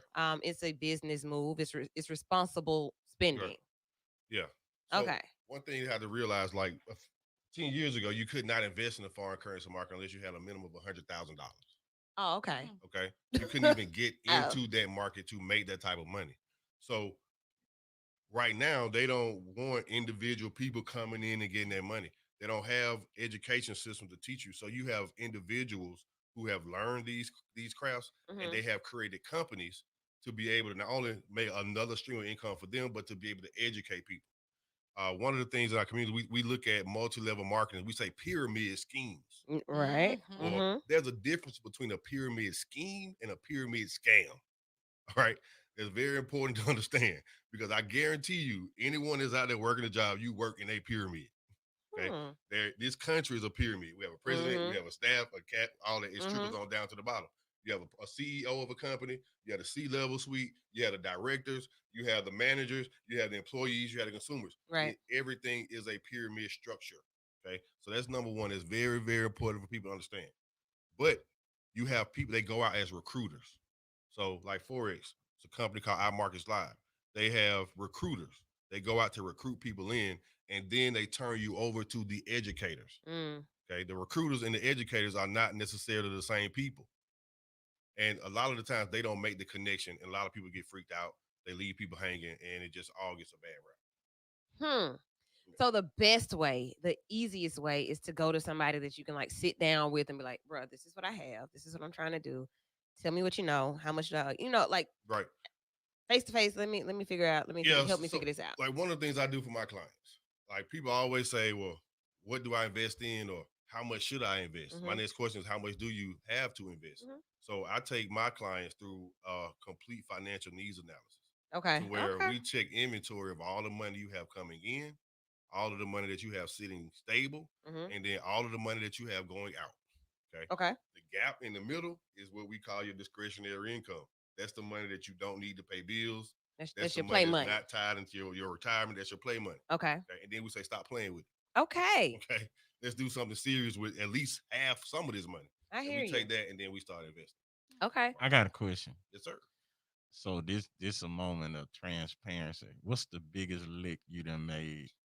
I mean, He's not telling. shoot. You don't have to tell us like exact amounts, but like I need to I want to get a general idea Yeah. of what you could possibly do. Man, well, I like to deal in percentages more so than dollar amounts. Mm.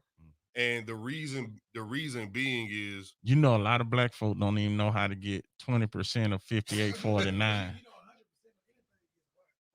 100% of anything. 100% That's all of of it. Right, that's everything. Right. So like the percentage is gonna let you know that you're winning. 50% is half of it. 50% of what 50% more of what you got is a win. Yeah. Okay.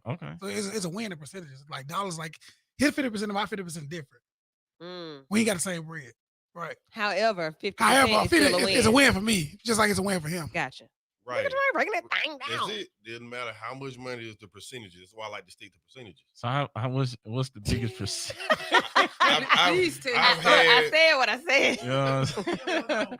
I've had investments do over 1,000%. Okay. 1,000%. That's like 100 times 10. That's a lot. Yeah, I've had investments do over 1,000%. Right, which means that I made 1,000% of my money. 100% of your money means you put in $1,000 and that $1,000 turned into 2,000. Right. Where we sign up? You know, so it varies. It really does vary. But for a lot of people, you know, I'm more willing to take the risk. So I've done the education. I educate people. Some people need to invest in things that will help them get small incremental amounts over a course of a period of time. Right? Some people just want to retire when they're 65. They're not trying to go out and buy the nicest car or buy the latest items. They just want to be able to sit down at 65. And when you're 65, you need to have X amount of money. A lot of people don't realize that retirement is not an age; it's a bag of cash, right? So you can be to the age you want to retire and not have enough money to do so. So what's a retirement bag look like price wise? I need dollars. Percentage wise, Blue. No, I need dollars on that. If I remember correctly, in the state of Alabama, 1.2 million, somewhere between 1 and 1.2 million could take the average person 20 to 24 years. So it really depends upon what lifestyle you want to live post-retirement. Some people still want to buy new houses. Some people still want to buy new cars. Some people want to travel. Some people want to buy a farm. And like, it depends on how you want to retire for us to be able to determine how much money that needs to be. For some, that may be $1 million. For some, it may be 10 million. It depends on how you want to live post-retirement. Okay. Yep. So no cookie cutter approach to, you know, what's in store for you or how you're living. So when you really look at this thing, it's about your personal situation and what you think you can do financially. So I'm gonna open the phone lines up because I feel like this is something that our generation, we may be a bit blended as far as our generation is concerned in studio, but for our older listeners, I don't know, like I don't know how they would get into how things older are going. And I'm thinking, when I'm saying older now, I'm thinking like, yeah, like maybe late 50s and up. Right. When it comes to the way that we're talking about getting involved in this. So like for us, it may be a little bit easier to come off of $1,000 to start this process, where somebody else is like, that young man on there talking sound good, sound like you know what he's talking about, but I still don't trust you enough to say I won't in. Right. So, like, you don't have to trust Carl to make the money. Like, the numbers are the numbers. Okay. Like, he can just help you get the money. Okay. So it's the win in that. Just as long as you get somebody to know what they're talking about, like, you don't have to pay. You figure it out. Yeah, right, exactly. Like, but once you get to the point where you're trying to learn for sure, he has a program to where he can help you. But like, the numbers are the numbers. 994-8949. Those are the numbers. 994-8949. You can call in or you can comment on one of the streams. I'm still trying to get to mine so that I can see any comments that are being posted. So I'm going to try to get to them. If you all can see them, comment them and we'll share or we'll ask the questions. Eddie, you good over there in Hawaii? Yeah, I'm good. I was going to just, myself trying to get into stocks and stuff, and just trying to educate myself. I mean, what happened with the GameStop situation is everybody was looking for a golden ticket situation. And from my understanding, like, you got to get out of the mentality of getting something real fast right now. I'm learning that trading is a culture. You got to start understanding trends. You got to go along with what you like, but you got to see how is technology moving in our society. You know, what are the new innovative things that's going on? Like I'm learning that like you got to get you got to get acclimated to this culture. You know, I think it's not as easy as saying like how much can you make this fast. You know, more so than understanding how these trends move up and down and how to gain from it. But it's like a lot of people with GameStop lost their money because people said, "Hey, if you get into GameStop, you're gonna come up." And by the time they got in it, it started coming down, and you got people that lost mortgages from this stuff.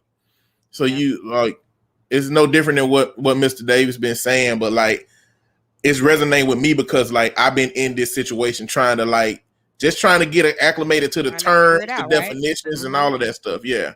Right. Same for me, Eddie. So I appreciate you adding that and just kind of further emphasizing the fact that education is key. So with what you've heard, Carl, just from us in studio about like I kind of want to, kind of like hopscotchy. I want to, but I don't know how much. I want to, but I don't want to do it until I have this amount. Courtney, kind of like I saw this man, he was cool, but I don't know. Like what you say to people like that? As far as trusting me, Just getting in, period. Yeah, just getting in.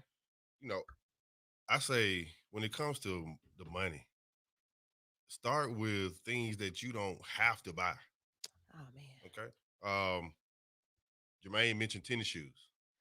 And I think I made a post on Facebook several years ago. And I said I looked at my closet and I had more money invested in my closet than I did in my own future. So I stopped buying tennis shoes.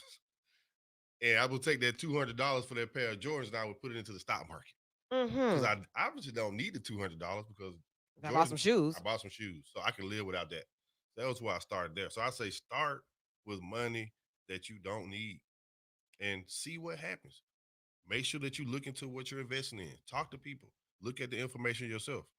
It's very simple on some levels, right? You have companies that have been around for a long time, not going anywhere. It's what, 6 people in this room? I guarantee you at least 4 people have an iPhone, right? Well, why wouldn't Apple be a good investment? Where are they going? Okay, Disney. How long have we been watching Disney movies and going to Disneyland? And maybe Disney is a good investment. Okay. Okay. Nike's Walmart. Nike. Walmart. Everyone goes to either Walmart or Target. Maybe they're good investment. Yeah, like Walmart. Everyone would be in the here, move. you have either a Visa card or a MasterCard. Yeah. Maybe they're good investments. So you kind of have to think, change the way that you think. Okay. My man, what was my man's name earlier? Eddie. He mentioned watching trends, right?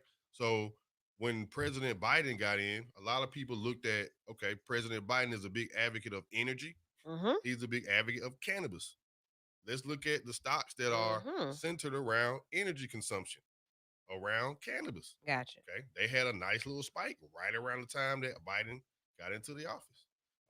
We may notice a trend that's happening right in the world now around electronic vehicles. A lot of people are putting money into companies, either electronic vehicle companies or companies that are suppliers to electronic vehicle companies. And they're investing in those. Those are trends that are happening in the world if we just change the way we look and just watch what's happening around us. Yeah. Change the way we look at things. So for our audience, like when we think about, having the nicest this or I wanted that, I wanted to invest in this when I had the money to get it. So like when I say that, and I had this conversation with a friend of mine just yesterday, there are some nice things that I like. And when I like those things and I do something that I feel I'm deserving of, guess what I do? I go buy those things. If I want to go somewhere and eat and I feel like I can afford it and I want to, I go there. Does my mind automatically go to investing? I'm investing in me, and if these items will get me some money back one day, sure. I mean, I would. I definitely would. Cause like we got to think about like bank accounts. Like our money in the bank makes no money. Like it's doing nothing but sitting there making the bank money. So why not put the same money that you have sitting in the bank account in a company that you know that's going to do what it's going to do? Like you said, like it's I don't want to say for sure, but it's companies that's trending in a positive since the inception of the company. So why not put your money in companies that you know going to make you money? But many more percentages, like we talked earlier, percentages wise, 50% is way a whole lot more than 0.002%. Right. Like so, we already know like the percentages make sense. The company makes sense. So take your money at the bank and do something with it. Mm. I just think we've been trained to have that short sightedness. Like it's too much. Like I just think it's just gonna take a little time for a lot of people to start venturing out and see. Like Jermaine, one thing that I'm hearing you got a stable job, you got a stable mindset. And so with that, it makes it easier for you to make those decisions. And so people who, I mean, living for the moment, I mean, one of my marketing strategies is shoot, I got to make sure we known to the people. So when they get income tax check, hey, holla at your boy. Yeah. You Right. get what I'm saying? Because I know people going to be like, shoot, I ain't investing nothing. Right. So I'm trying to provide a service. Right. So it's just, I think it's so many layers to just like what the community needs, and just a stable job to be able to make investments or take small or calculated risk is so far away for so many people. You know what I'm saying? I will say, Blue, though, like we think of the number is too high. Like people always say, pay yourself first, right? And then Mm-hmm. like we always say, certain people can't save like other people save. Now everybody can save, right? Mhm. What I save might be a little more than what you can save, or vice versa, or whatever. You know what I mean? My $5, I might save $5, you might save 500. But the Mm-hmm. thing is, like, save something. Like at the end of the month or end of 6 months, you might have $50, I might have $500, but you still got some saved. So my thing is like, start with something. Like you just put $5 in. Like I literally in my cash app, I got on a humbug. I don't even trade on the cash app, but I put $10 in cash app. It's $20 now. So like it's just simple as just putting money in and getting money back. Like you can't be scared of that aspect of it. Don't Right. worry about what somebody else doing. Just get in the game. That $10 did it for me. I think I put about $10. When I saw that thing turn into 20, So I was so hooked. so being able to see it is one thing. Like if I can see my money making money, that encourages me. But then if you look at the fact that sometimes you may not see it happen that way, that is the fear. So Okay. Blue, with what you've heard so far, have you like does that kind of change the number that you would look at as far as you getting in? Because you said 100,000 to get in. Well, like Jermaine just said, pay. I haven't gotten a check, and we've been open almost a month. My wife hadn't gotten a check. We've been open. We haven't paid ourselves yet because we still trying to invest in the business and Mm-hmm. create a cushion. I mean, to me, if I learned nothing else from COVID, is you better have a cushion, Yeah. and Yeah. it better be able to last for about 6, 7 months. Mm-hmm. Because who's to say that the government would help like they did this time? Right. So, I'm trying to do that before cause I done took, my biggest regret in life is that I can remember talking to Elias Hendricks one time, Mm-hmm. and he told me how much he bought the building for downtown that he owned. He said, I paid $60,000 for this building. He said, but I was selling, it had 9 floors. I was selling floors for $250,000. And so I was just like, man, you know what I'm saying? But what made that work was he had money saved up at the right time. So when the opportunity came, he was able to jump right on it. And that's how you win. So I'm trying to get to where I ain't trying to cash out on investments, spend investments, and then when some come that'll really make me some. Because now in my head, you got it locked in my head. I got to get $1.2 million to retire for. Because I'm 43 and I ain't finna do 30 years for nobody. So I Right. gotta jump ahead, fast ahead, because I was playing around in life and get me a retirement right quick. You know what I'm saying? So it's just, you know, I'm just like I said, every time I turn around, I get people calling me, the people who use to make our checks.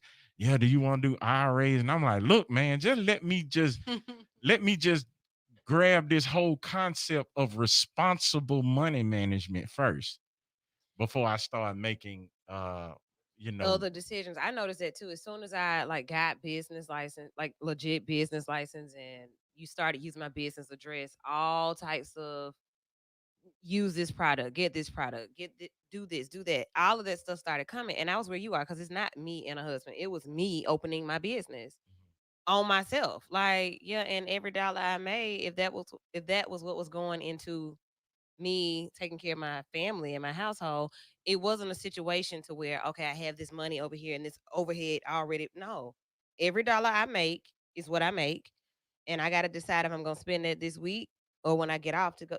It was that type of Mhm. thing for building a business. So I think a lot of us are in that position. I don't know a whole lot of us that have like, this is my business money, this is my personal money, and I have a lot of both, and I'm comfortable. We have to try to figure it out. So if I want to figure it out and then I want to invest as well, I'm hearing that it don't take a whole lot to do that. It doesn't take 100,000 or 50,000 or The 500. the biggest thing that you can invest in is the education, quite frankly. And you mentioned something earlier. I think you were going towards investing in yourself Mm-hmm. because you are a business yourself, right? So you may need to build up things because your stream of income is business. So you need to invest in yourself and you need to invest in your business. Right. Well, if you are looking just how many there's so many people in the country that are in hundreds of thousands of dollars of debt from student loans. So you have $150,000 in debt and your Uh-huh. salary is $40,000. Right. So why wouldn't you invest $300 that's gonna help you make $200,000 instead of the other way around, right? But it's the backwards mentality that we have that people like me and Jermaine are in the community trying to reverse that mentality to get us to look at things in a different way than what we were taught. I wouldn't even say it's backwards. I would still say it's just the immature. We haven't been exposed. We've been. I mean, if you think about it, I was looking at Malcolm X Right. today Mm-hmm. on TV, and you remember when Malcolm first got out of prison, he was into the flashy suits. He was into the whole. I mean, before he went to prison, he was into Mm-hmm. the flashy suits, the whole just very just colorful, exciting image. That's our cult. I mean, I don't know if I can call it a culture, but that's our culture.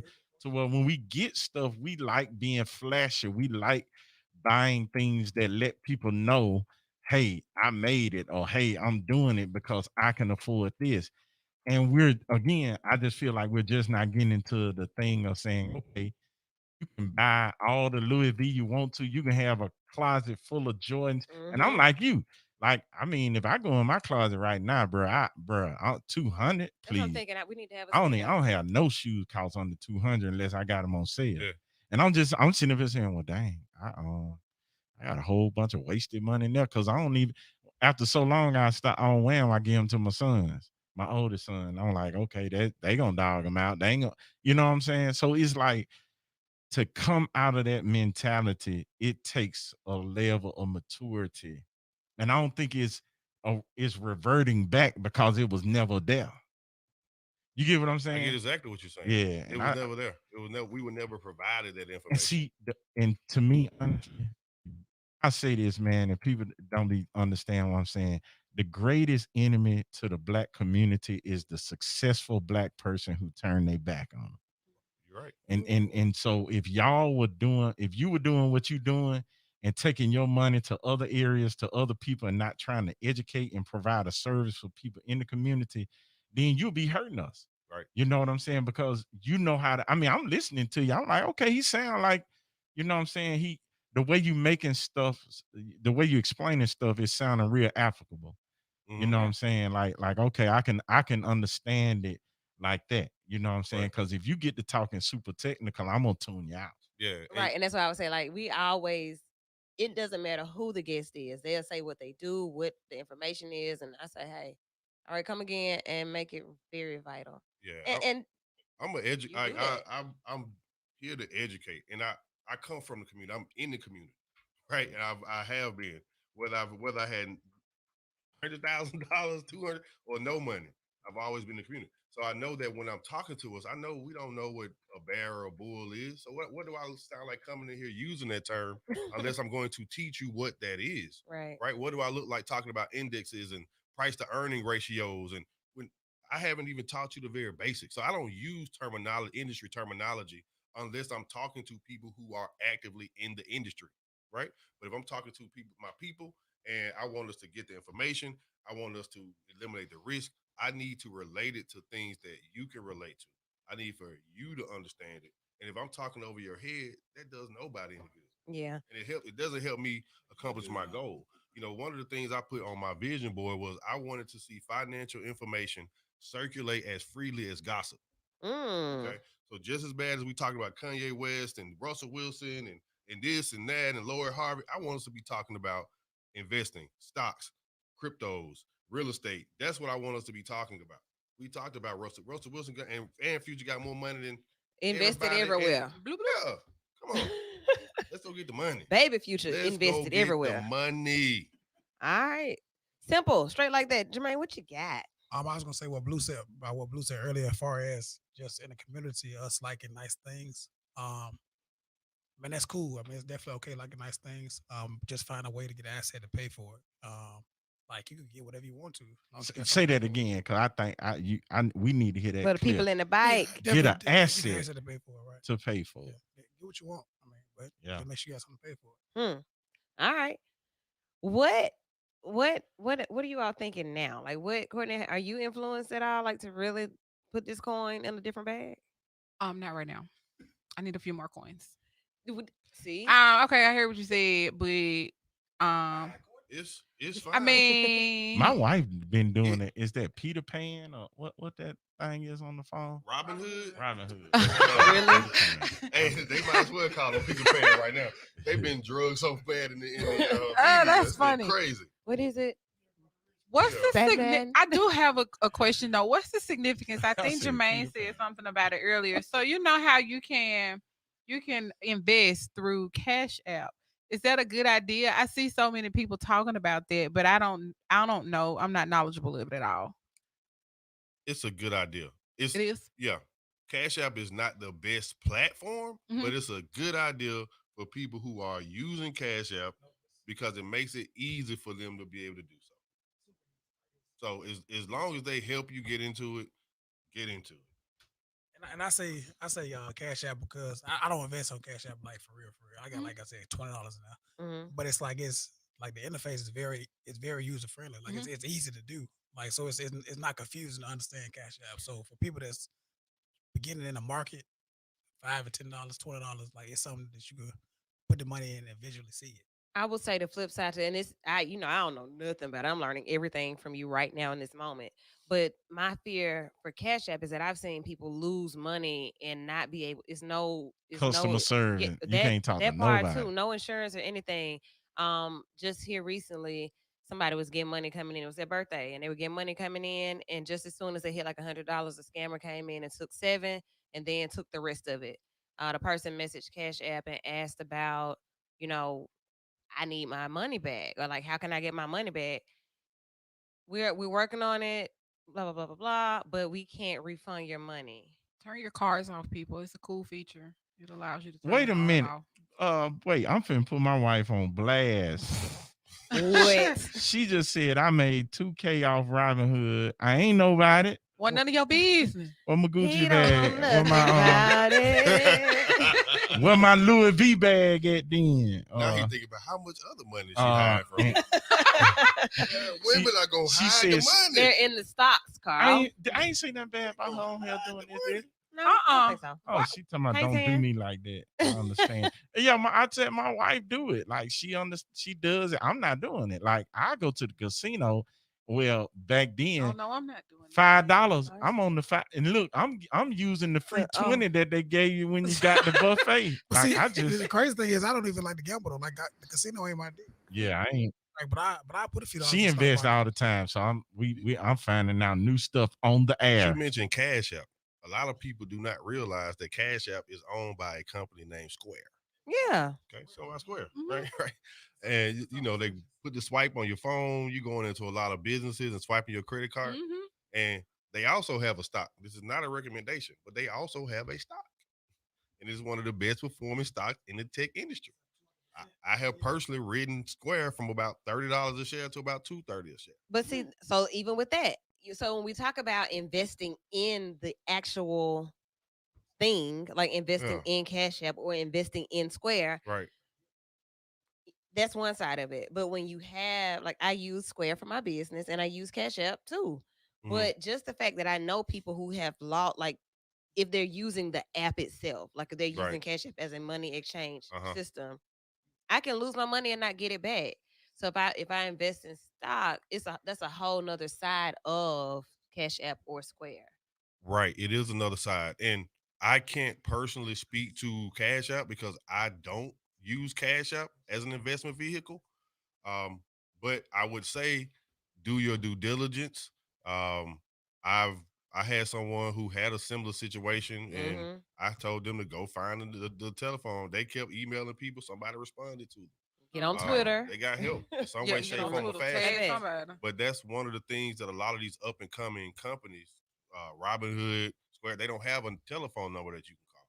So you're at the mercy of emailing and waiting for somebody to get back to you. So where you invest your money, not what you invested in, but how you invest it is important. Okay.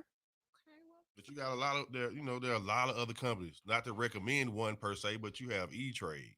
Okay, you have TD Ameritrade. You have Merrill Lynch. You have apps like Webull. You have apps like Stash. You have apps like Stockpile. There are a lot of different ways you can invest. Just do your due diligence. So for you, when we come to you and we get this information on a deeper level, what do we need to have with us? What needs to come when we come to our Carl class?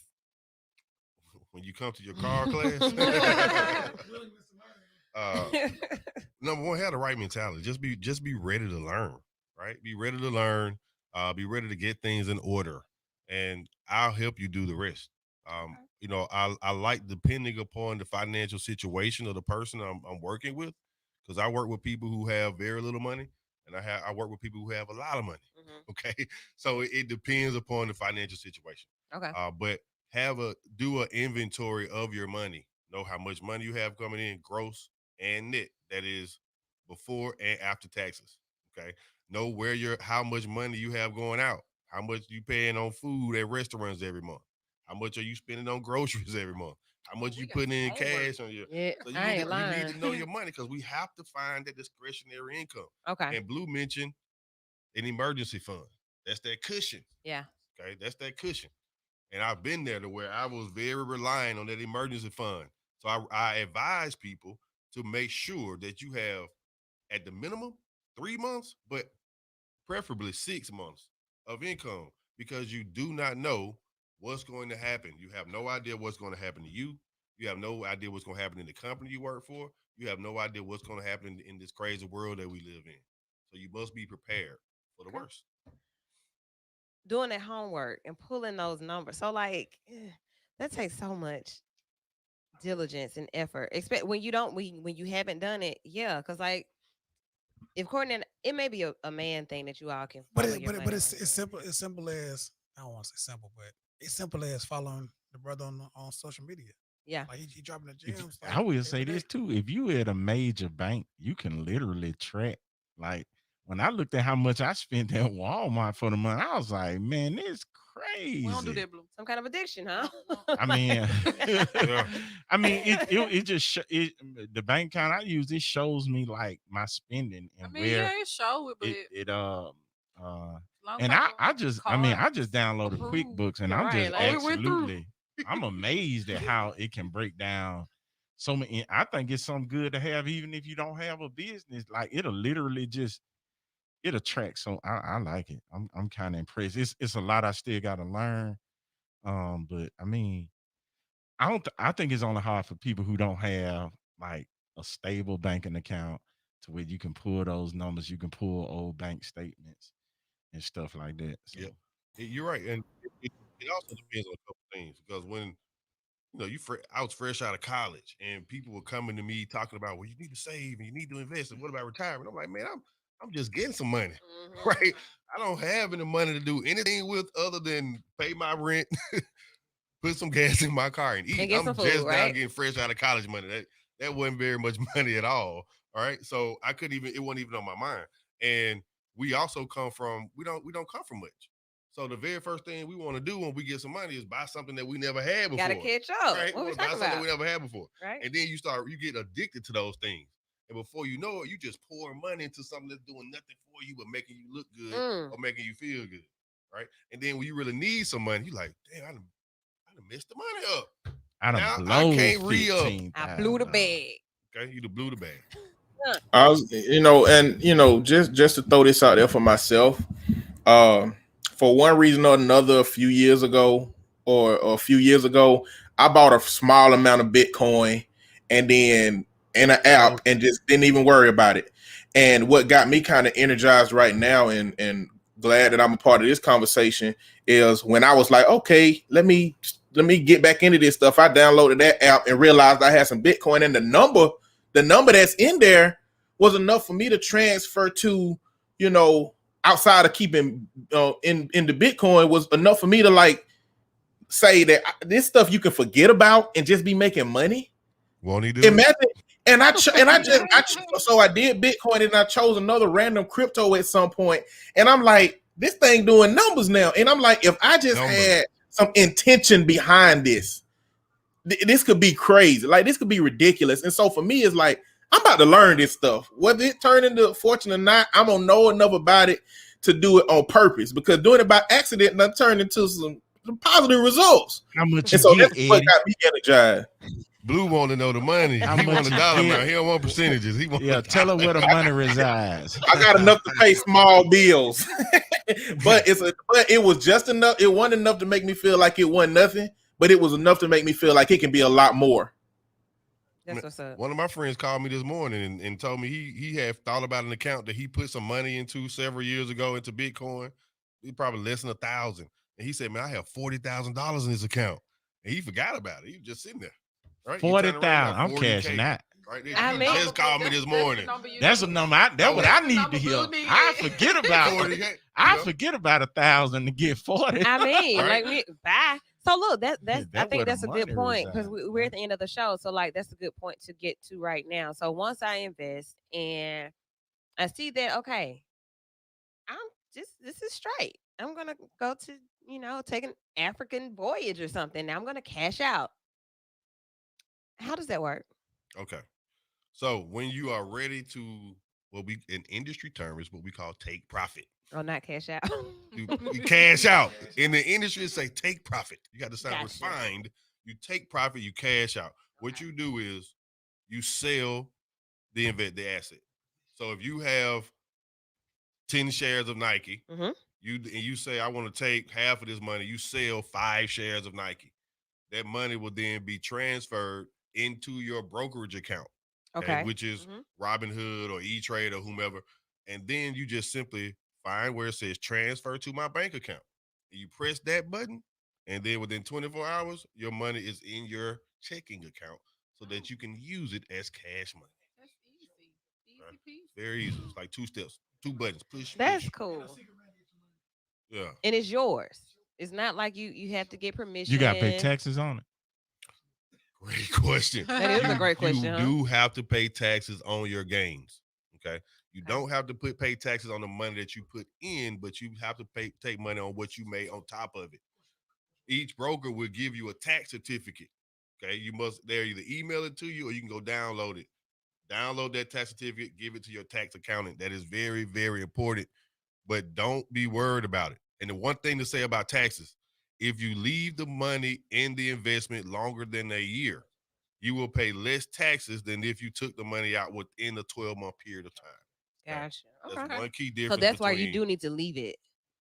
It depends on Maybe. your strategy. Maybe. Okay. If you're doing a long term, you benefit from a tax perspective. If you're doing a short term, you're not. But there's no different than income taxes. You're paying money every time you make money anyway. This is no different. Okay. That was interesting. Real interesting. All right. So interesting. Yeah, people.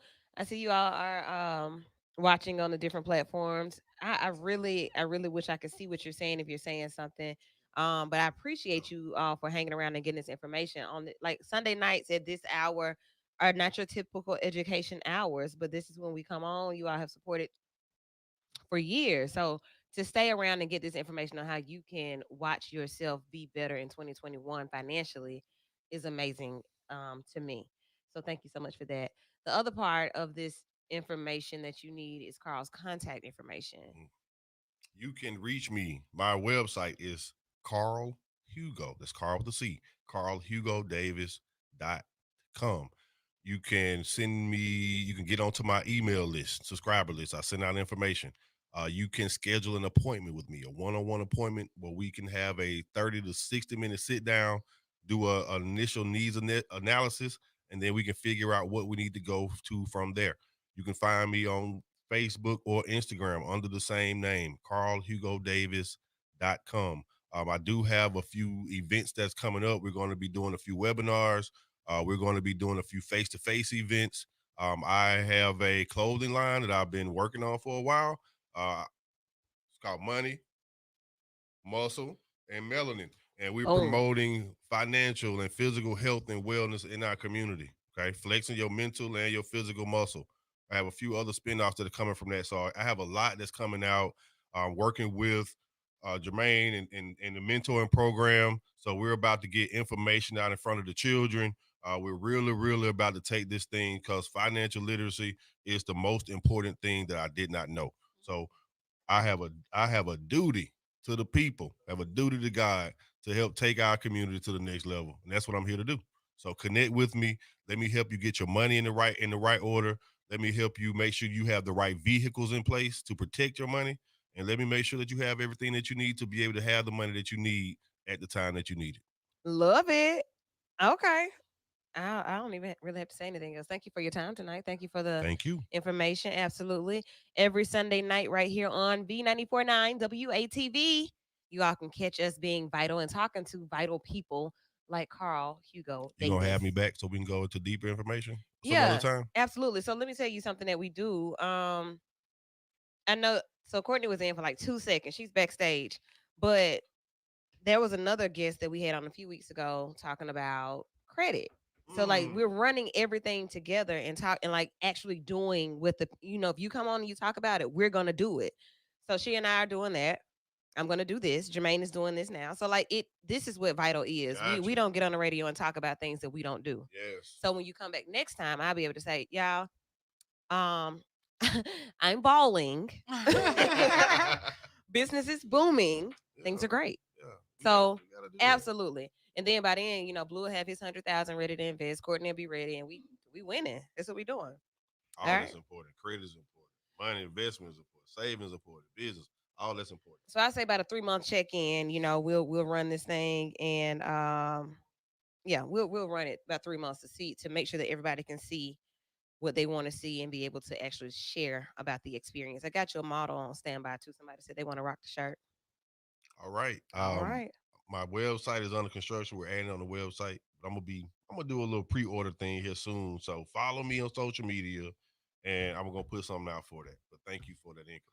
All right. Good night, everyone. Enjoy your week. Be vital. Check me out every day, Monday through Friday, 10 a.m. to 3 p.m. in Lady Boo's Midday Groove. We're going to be grooving. See ya in the morning. Be vital.